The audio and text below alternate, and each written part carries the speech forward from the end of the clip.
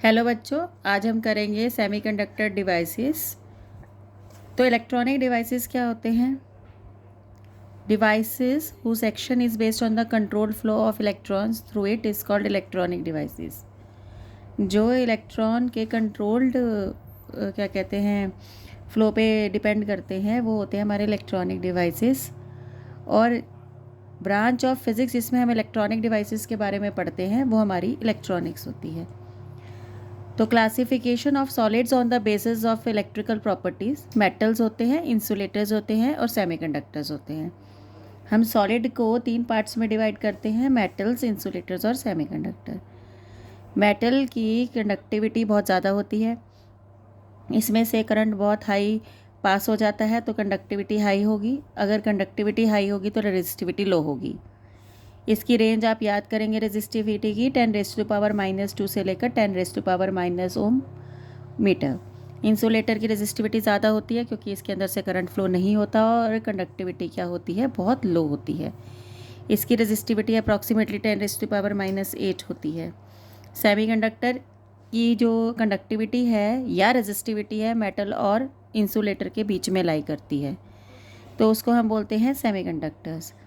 तो ये भी रेंज आप याद करेंगे 10⁻5 से लेकर 10 तक, और 10⁻⁻5 से लेकर 10⁻0 तक।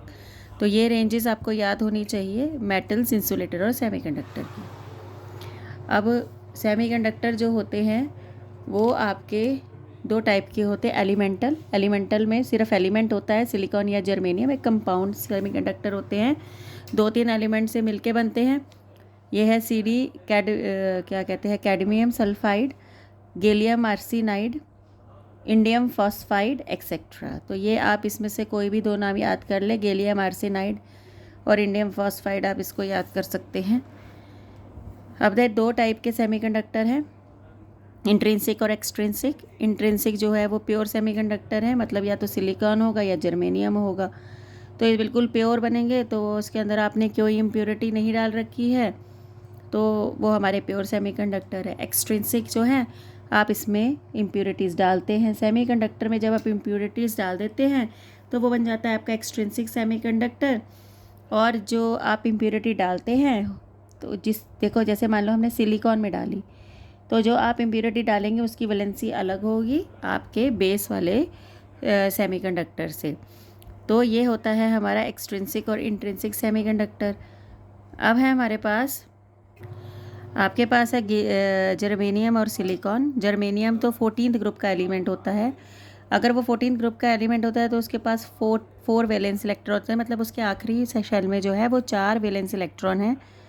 वो अगर 4 वैलेंस इलेक्ट्रॉन है तो वो अपने आसपास वाले से 4 शेयर करेंगे, और जब वो अपने आसपास वाले से 4 शेयर करेंगे तो वो टेट्राहेड्रली बॉन्डेड हो जाएंगे टू अदर 4 सिलिकॉन या जर्मेनियम।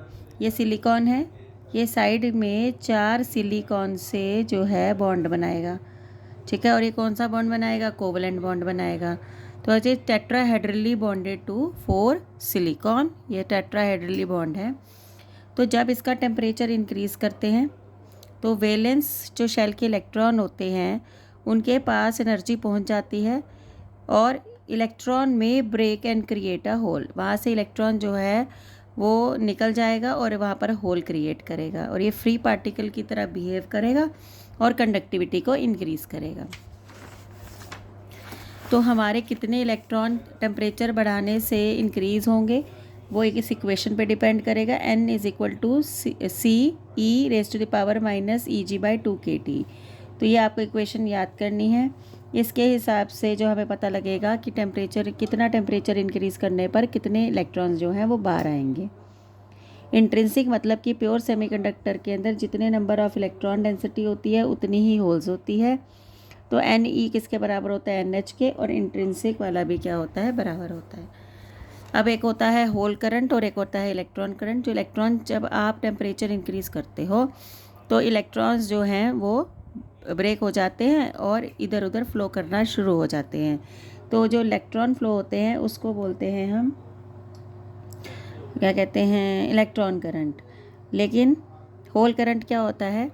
जब इलेक्ट्रॉन बाहर आता है तो वो अपनी जगह छोड़ देता है, उस जगह को हम बोलते हैं होल। तो जब ये होल मूव करते हैं तो वो खाली जगह बन जाती है, खाली जगह को हम होल कहते हैं। और जब ये होल मूव करते हैं तो होल करंट बनता है। अब क्वेश्चन ये आता है होल मूव कैसे करते हैं। मान लो ये होल क्रिएट हो गया, यहाँ से इलेक्ट्रॉन बाहर चला गया और यहाँ होल क्रिएट हो गया। अब दूसरा इलेक्ट्रॉन यहाँ जंप करके आ गया, ये भर गई जगह, ये खाली हो गई। तो ये होल क्या कर रहा है, मूव कर रहा है। तो होल जो खाली जगह है वो इस तरह से मूव करती है। अब मान लो यहाँ से इलेक्ट्रॉन यहाँ जंप कर गया, होल जो है यहाँ पर मूव हो गया। तो इस तरह से होल जो मूव करते हैं और होल मूव करते हैं तो क्या बनाते हैं, होल करंट बनाते हैं। अब इंट्रिंसिक सेमीकंडक्टर जो है, प्योर सेमीकंडक्टर के क्या क्या लिमिटेशंस हैं।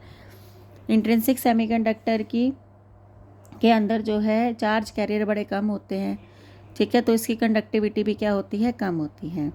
इंट्रिंसिक जो चार्ज कैरियर होते हैं, आपने अभी पढ़ा है कि टेम्परेचर बढ़ाने से चार्ज फ्री होते हैं, इलेक्ट्रॉन फ्री होते हैं। तो ये इसके अंदर जो चार्ज बनते हैं वो कैसे होते हैं, थर्मली जनरेटेड, मतलब हीट करने से बाहर आते हैं। तो उसे हम बोलते हैं इंट्रिंसिक सेमीकंडक्टर में चार्ज कैरियर जो है वो थर्मली जनरेटेड होते हैं। इंट्रिंसिक के अंदर जितने नंबर ऑफ़ इलेक्ट्रॉन होते हैं उतने ही नंबर ऑफ़ होल्स होते हैं पर यूनिट वॉल्यूम। तो बराबर बराबर होने के कारण से ये इसकी यूज़फुलनेस पर क्या लगा देता है, लिमिटेशन लगा देता है। अब हम आते हैं डोपिंग पे। अब आपने प्योर सेमीकंडक्टर लिया और आपने उसके नुकसान देखे कि उसकी लो कंडक्टिविटी होती है, वो थर्मली जनरेटेड होते हैं। और ये जो NeO is equal to NH है, number density of electron is equal to number density of holes, ये इसकी यूज़फुलनेस को क्या कर रहा है, कम कर रहा है। अब बात आती है डोपिंग की। अब इंट्रिंसिक में तो लिमिटेशन है, तो हम क्या करते हैं, इसके अंदर इम्प्योरिटी मिला देते हैं। प्योर वाले से तो काम नहीं चल रहा हमारा, तो हम इसमें इम्प्योरिटीज़ डाल देंगे और हम अपनी मतलब की इम्प्योरिटीज़ डालेंगे। अपने मतलब की इम्प्योरिटीज़ डालने को क्या बोलते हैं, हम डोपिंग बोलते हैं। हमने क्यों डाली, क्योंकि इसकी कंडक्टिविटी लो थी, हम चाहते थे कि इसकी कंडक्टिविटी बढ़ जाए। तो कंडक्टिविटी बढ़ाने से हमने उसके अंदर क्या चीज़ डाली, इम्प्योरिटीज़ डाली। और कितनी इम्प्योरिटीज़, भर भर के मुट्ठी नहीं डालेंगे हम, 1 पार्ट्स पर मिलियन, 1 मिलियन में 1 इम्प्योरिटी डलती है, बस इतनी सी इम्प्योरिटीज़ डलती हैं, ये आपको ध्यान रखना है। जो इम्प्योरिटी आप डाल रहे हैं वो डोपेंट कहलाती है, ठीक है। वो डोपेंट डालने के बाद प्योर सेमीकंडक्टर के अंदर वो एक्सट्रिंसिक सेमीकंडक्टर बन जाता है, जिसे हम इम्प्योर सेमीकंडक्टर भी बोलते हैं। डोपिंग करते हुए हमें क्या बातों का ध्यान रखना चाहिए कि जो आप सेमीकंडक्टर जिसके अंदर डोपिंग करा रहे हैं वो 99% जो हो वो प्योर हो, ठीक है। डोपेंट का मॉलिक्यूल बहुत बड़ा नहीं होना चाहिए, सेमीकंडक्टर से बहुत छोटा नहीं होना चाहिए, एडजस्ट हो जाना चाहिए, इस टाइप का होना चाहिए। लगभग साइज़ जो है वो दोनों का क्या होना चाहिए, बराबर होना चाहिए। इतना होना चाहिए कि वो जो क्रिस्टल है, लैटिस है, उसकी शेप ना बिगाड़े, सेट हो जाए वहाँ पर जाके, ठीक है। और कंसंट्रेशन तो मैंने आपको बता ही दिया, 1 ppm होनी चाहिए, ये नहीं कि भर के डाल दिया, ठीक है। तो 1 पार्ट्स पर मिलियन होनी चाहिए। आप जो डोपिंग करते हैं, अब मान लो सिलिकॉन आपका 14th ग्रुप का एलिमेंट है, आप कह रहे हैं कि ऐसे डालिए कि लगभग साइज़ बराबर हो, लैटिस डिस्टर्ब ना हो उसका। तो आप क्या करोगे, 14th ग्रुप का एलिमेंट अगर आप में डालना है तो आप इम्प्योरिटी कहाँ से उठाओगे, या तो 13वें ग्रुप से उठाओगे या 15वें, क्योंकि लगभग दोनों का साइज़ क्या होगा, सेम होगा। तो अगर आप 15वें ग्रुप से उठाते हैं, क्या कहते हैं, इम्प्योरिटीज़, ठीक है, और प्योर सेमीकंडक्टर में डाल देते हैं, जो रिजल्टेंट बनता है वो क्या बनता है, एन टाइप सेमीकंडक्टर। आपने कहाँ से उठाई, 15वें ग्रुप से उठाई, और आपने किसके अंदर डाली, सेमीकंडक्टर। कौन से सेमीकंडक्टर में डाली, सिलिकॉन और जर्मेनियम में, किसी में भी डाल दी, तो जो रिज़ल्ट बना आपका वो एन टाइप सेमीकंडक्टर बना। अगर आप 13th ग्रुप से इम्प्योरिटी डालते हैं, सेमीकंडक्टर में, प्योर में डाल देते हैं, तो पी टाइप सेमीकंडक्टर बनता है। 15th ग्रुप आप याद करेंगे, नेपाल, पाकिस्तान, ऑस्ट्रेलिया, सब बीमार, N nitrogen, P phosphorus, arsenite और बिस्मथ, ये सारे के सारे जो हैं ये आपको याद करने हैं। 13th ग्रुप का एलिमेंट बैंगन, आलू, गाजर इन थाली, ये आपको दोनों जो हैं ग्रुप याद करने हैं, क्योंकि आपसे क्वेश्चन ऐसा पूछा जाता है कि हम मान लो एल्यूमिनियम डाल देते हैं तो कौन सा सेमीकंडक्टर बनेगा। तो आपको पता है 13th ग्रुप में कौन सा सेमीकंडक्टर बनता है, पी टाइप सेमीकंडक्टर। तो आप बड़े आराम से बोल सकते हैं अगर आपको ग्रुप याद होंगे कि कौन सा बनेगा, ठीक है। तो हमने क्या बोला है यहाँ पर, हमने बोला है कि अगर हम जर्मेनियम और सिलिकॉन मतलब कि 14th ग्रुप के एलिमेंट है, ये दोनों सेमीकंडक्टर हैं। अगर हम इसमें 15वें ग्रुप की इम्प्योरिटी डालते हैं तो आपके पास जो बनता है वो क्या बनता है, एन टाइप सेमीकंडक्टर बनता है। तो इस तरह से हम एन टाइप सेमीकंडक्टर बना लेते हैं। अब होता क्या है इसके अंदर, मान लो आपका पास पूरा क्रिस्टल में आपके पास सिलिकॉन सिलिकॉन सिलिकॉन था।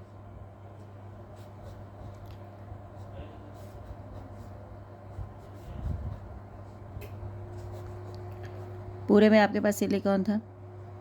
आपने यहाँ पर 15th ग्रुप की इम्प्योरिटी डाल दी। मान लो 15th ग्रुप का मैंने फॉस्फोरस उठा लिया, फॉस्फोरस डाल दिया। फॉस्फोरस के पास 5 इलेक्ट्रॉन हैं, 1 2 3 4 और एक एक्स्ट्रा यहाँ बच गया 5। 4 ने तो बॉन्ड बना लिए, लेकिन 5वां इलेक्ट्रॉन क्या रह गया, फ्री रह गया। अगर ये इलेक्ट्रॉन ये फ्री रह गया तो ये इधर उधर घूमेगा और कंडक्टिविटी को क्या करेगा, इंक्रीज़ करेगा। इसके पास कौन है कंडक्टिविटी इंक्रीज़ करने के लिए, इलेक्ट्रॉन है। ठीक है, इसके पास कौन है, इलेक्ट्रॉन। तो एन इसीलिए लिखा गया क्योंकि इलेक्ट्रॉन पे नेगेटिव चार्ज होता है, इसीलिए इसको बोला गया है एन टाइप सेमीकंडक्टर। अब क्या होता है, जर्मेनियम या सिलिकॉन, आप कहते हो कि इसको आपको टेम्परेचर देना पड़ेगा तो इसमें से इलेक्ट्रॉन अलग होकर कंडक्टिविटी इंक्रीज़ हो जाएगी। तो इलेक्ट्रॉन को अलग करने के लिए जर्मेनियम को सिर्फ देनी पड़ती है 0.01 इलेक्ट्रॉन वोल्ट की एनर्जी और सिलिकॉन को देनी पड़ती है 0.05 इलेक्ट्रॉन वोल्ट की एनर्जी, जो कि बहुत कम है। ठीक है, this ionization energy is very less. तो इतनी एनर्जी तो उसे रूम टेम्परेचर से मिल जाती है, और रूम टेम्परेचर पे अगर हम चाहें तो हमारा सेमीकंडक्टर जो है वो क्या करना शुरू कर देता है, कंडक्ट करना शुरू कर देता है। अब क्या हुआ, हमारे पास एन टाइप सेमीकंडक्टर आया। एन टाइप सेमीकंडक्टर में आपने क्या डाली, पेंटावलेंट इम्प्योरिटी डाली, उसने इलेक्ट्रॉन डोनेट कर दिया। इलेक्ट्रॉन डोनेट कर दिया तो वो क्या बन गया है, एन टाइप सेमीकंडक्टर बन गया। तो सेमीकंडक्टर में इलेक्ट्रॉन्स 2 प्रोसेस से जनरेट हुए। कैसे हुए, एक तो थर्मल प्रोसेस तो हुए ही, टेम्परेचर बढ़ाने से तो होते ही हैं, वो हमने इम्प्योर में भी पढ़ा है, हमने इम्प्योर में भी पढ़ा है। दोनों केसेस में जो इलेक्ट्रॉन यहाँ पर एन टाइप में कैसे जनरेट हुए, थर्मल प्रोसेस से तो हुए ही, लेकिन डोनर जो डाला उसने भी डाले। तो इलेक्ट्रॉन जो है वो आपके मेजॉरिटी में आ गए। क्यों, क्योंकि वो 2 कारणों से पैदा हो रहे हैं, थर्मल प्रोसेस से भी पैदा हो रहे हैं और डोनर ने भी दे दिए। और होल्स क्या रह गए उसके सामने, माइनॉरिटी में रह गए। तो जो इलेक्ट्रॉन की डेंसिटी है वो होल्स से क्या हो गई ज़्यादा, क्योंकि होल्स 2 कारणों से निकल रहे हैं। 2 कारण क्या है, थर्मल प्रोसेस और कंट्रीब्यूशन बाय डोनर। अब पी टाइप में देखिए, पी टाइप में क्या होता है, आपने सिलिकॉन सिलिकॉन सिलिकॉन फिर से लिया, लेकिन यहाँ पर आपने क्या किया, 13th ग्रुप की इम्प्योरिटी डाल दी। 13th के पास तो क्या है, सिर्फ 3 ही इलेक्ट्रॉन है, उसने 3 बॉन्ड बना लिए, लेकिन चौथा यहाँ पर खाली जगह रहेगी। और आपको पता है खाली जगह को क्या बोलते हैं, होल। होल क्रिएट हो गया। अब होल इधर उधर घूमेगा और कंडक्टिविटी इंक्रीज़ करेगा। अब होल का घूमना तो मैंने आपको बता ही दिया था, यहाँ से इलेक्ट्रॉन जंप करेगा, यहाँ होल बन जाएगा, यहाँ से इलेक्ट्रॉन जंप करेगा, यहाँ होल बन जाएगा। तो होल का तो हमने बता दिया होल चलते कैसे हैं। अब इसमें जो ट्राइवेलेंट इम्प्योरिटी है इसको हम एक्सेप्टर कहते हैं, क्योंकि यहाँ पर जगह खाली है, ये इलेक्ट्रॉन एक्सेप्ट कर सकता है। ठीक है, और होल पे कौन सा चार्ज होगा, इलेक्ट्रॉन गायब हो गया, इलेक्ट्रॉन पे नेगेटिव होता है, इलेक्ट्रॉन हट गया तो इस पे कौन सा चार्ज आ गया, पॉजिटिव। जितना इलेक्ट्रॉन पे नेगेटिव था उतना ही यहाँ पर क्या आएगा, पॉजिटिव चार्ज आएगा। इसीलिए पॉजिटिव चार्ज के कारण इसको क्या बोला गया है, पी टाइप सेमीकंडक्टर बोला गया। अब इसके अंदर क्या होता है, इसमें होल 2 कारणों से पैदा हो रहे हैं। थर्मली जनरेटेड होल्स तो होते ही हैं, दूसरा आपके डोनर ने भी दे दिए, जो आपने जो उसमें डाला डोपेंट उसने भी दे दिए होल्स। तो होल्स मेजॉरिटी में आ गए और इलेक्ट्रॉन्स किस में चले गए, माइनॉरिटी में चले गए। लेकिन अगर हम ओवरऑल देखें, न्यूट्रलिटी डिस्टर्ब नहीं होती है, हमारा जो रिजल्ट आता है पी टाइप सेमीकंडक्टर वो न्यूट्रल ही होता है। अब ये देखिए क्या है, अब thermodynamic relation between the number density of electron and holes for the extrinsic semiconductor।